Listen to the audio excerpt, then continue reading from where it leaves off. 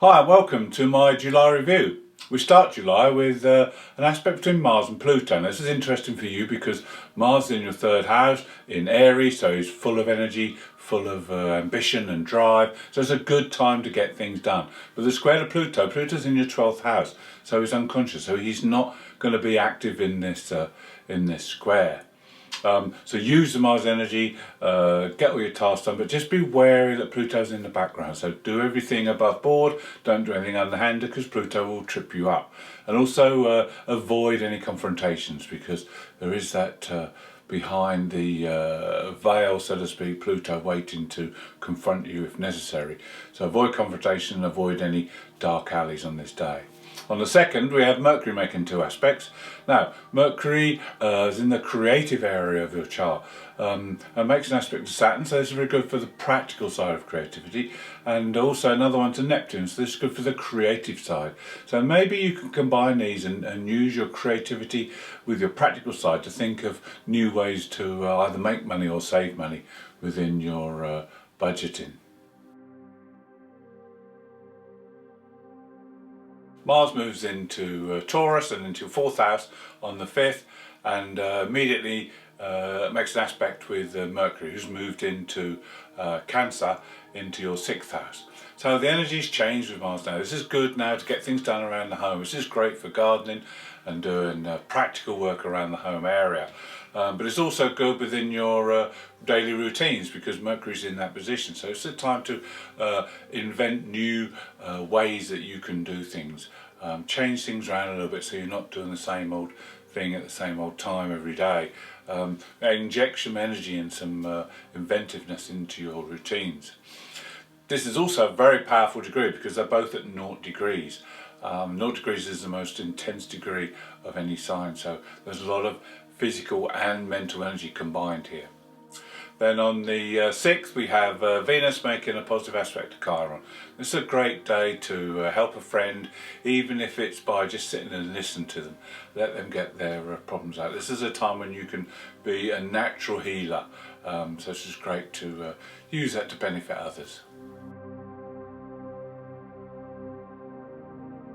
On the 8th, you may feel that things are just getting on top of you a bit as the Sun makes a square to Chiron. Sun in that 6th house will feel that it's got so many tasks, so many things to do that you may become a little bit frustrated. But on the 9th, there's a much better aspect. Sun makes a positive aspect to Uranus, who's in that 4th house. This is a day when you can discover some of your past talents that you've not made use of. Maybe reinvent yourself in some way. It's a very exciting day. There could be new people coming in and new ideas coming in, and make the most of what you have, so to speak. Then also we have an aspect between Mercury and Jupiter on that day, so this fills you with confidence. So you have the confidence to make the necessary creative changes that you feel you can do. The 10th is another challenging day as Mercury makes a conjunction with the Black Moon Lilith, so it may be difficult to get your point across and to be understood. Mercury's in that area of the 6th house of everyday work and routine, so it may be frustrating day within those areas when you can't be understood, so to speak, and maybe anxieties that result because of this. But then the following day is another great day because the Sun makes a positive aspect to the Moon's North Node. Now the North Node is our spiritual way forward, so this is a time when you can align with your new path. It's a time when someone may pop along out of the blue and just point you in the right direction, or give you some information that will help you to make necessary changes. And the Sun being in that 6th house again, it's all about making changes within your routines. This is a feature of this month. You need to streamline things so you can free up more time to do other things. We also have Venus in the creative area of your chart making an aspect to Saturn. So again, another chance to use your creativity in a practical, hands-on way. On the 13th we have our full moon. Now the full moon's in Capricorn and it's in your 12th house. The moon in Capricorn is at its detriment, so she's not very feeling her emotions are thwarted, so anything that is around will be coming up very deep from below, being in that 12th house. It's very close to Pluto as well, so the subconscious will be very active during this time. Now, you've been very, very busy over the last couple of weeks with your daily tasks and routines, so it's time to chill out a bit now and to relax and charge your batteries. Next month the full moon will be in your sign of Aquarius, so it's time to prepare, work behind the scenes in readiness for next month. Now we have two other aspects as well. We have a aspect between Venus and Neptune. Now this will bring thoughts of love into your mind and being with the right person. Also, there's some element of fantasy that comes with this aspect. Now the other aspect is another tricky one because it's Mercury making a square to Chiron. Sun's already made this aspect. As we said, it's hard to articulate, it's hard to get your point across and to communicate when this is aspect is happening. So all in all, it's a time to really chill out, maybe be alone for a while and just let things happen and start to prepare in readiness for the new moon. Between the 14th and the 16th we have Mercury being very active and making three aspects. The first is a positive one to Uranus. Now this will bring new and exciting people, new and exciting events into your life. This will be happening within your daily routines and your daily work, and you may find as well that because of the aspect on the 15th there's new ideas coming along as well. This is an aspect to the moon's north node. North node is our spiritual way forward, so this is a time when you may get messages, you may get people saying things, we may see things or hear things that just trigger something in your mind, a thought. It's a good time to explore new things and to look at different avenues. And then the third aspect is a conjunction between the Sun and Mercury. Now this is always great because it allows free-flowing, honest conversation and communication, because the Sun represents the heart, Mercury is our way we communicate. So we can communicate from the heart and we can be truthful and honest in our dealings with others. With the Sun and Mercury in conjunction, they make two aspects. The first on the 17th is to Pluto. Now Pluto's in that 12th house, as we've discussed, and there could be things that are underneath the surface that may just pop their little head out and say hello. So you need to be aware of this. Could be power struggles coming through, but a lot of this is in the unconscious, so maybe things that you're thinking that don't actually happen, but at least you'll be making yourself aware of what you believe is happening beneath the surface. So it's a time to use your intuition. This is in Cancer, so your intuition will be good, and use your perception to look beneath the surface, and you can work out what's happening within your work and daily routines. Now the other point of this aspect is that you can, if you want to, make tremendous transformations now. It's a great time for change. Change those routines, do things differently, be inventive, and this can help you a great deal. The other aspect is between Neptune and these two. Now Neptune's in that second house of finances, so maybe there's transformations you can make regarding your finances. With Neptune there, you'll be able to see what it is that needs to be done. Just you need to keep level-headed, because there is sometimes this veil that comes with Neptune, so you need to keep your feet firmly on the ground and be realistic about your financial situation. A rather challenging aspect from Mars on the 19th. This one lasts for 4 days. It's a positive aspect between Mars and the Black Moon Lilith, but under this aspect anger is amplified, so if there's any little thing that sets you off, then that could blow up into something that's bigger than what it should be. So just be wary of that and keep the lid on things and try and be a little bit more tolerant during these few days. On the 20th we have Chiron going retrograde. Now Chiron's in your third house, and while Chiron's retrograde, it's a good time to work with the energies.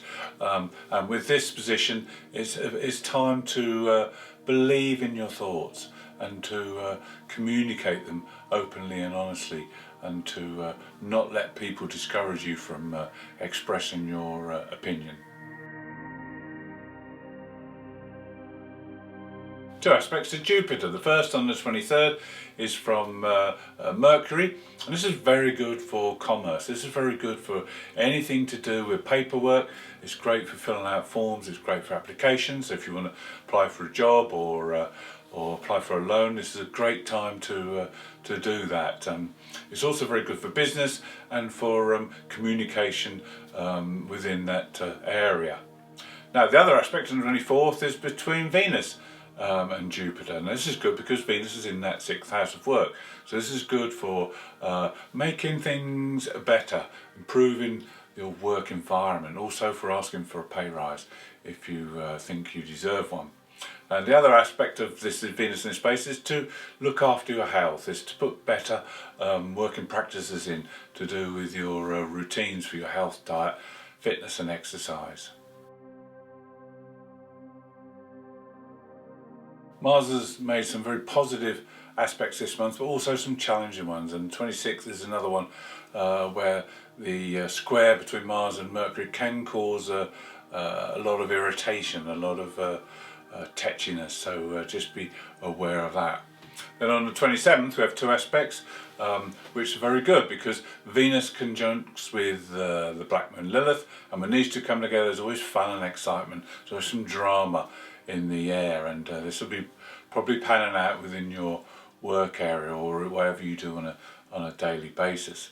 Could be some exciting new people, you could have some fun, and it definitely will be a good time to voice your opinions, because we have Mercury making aspect to Chiron. I know we said working with Chiron about voicing your opinions. This would be a brilliant day to speak up and speak out.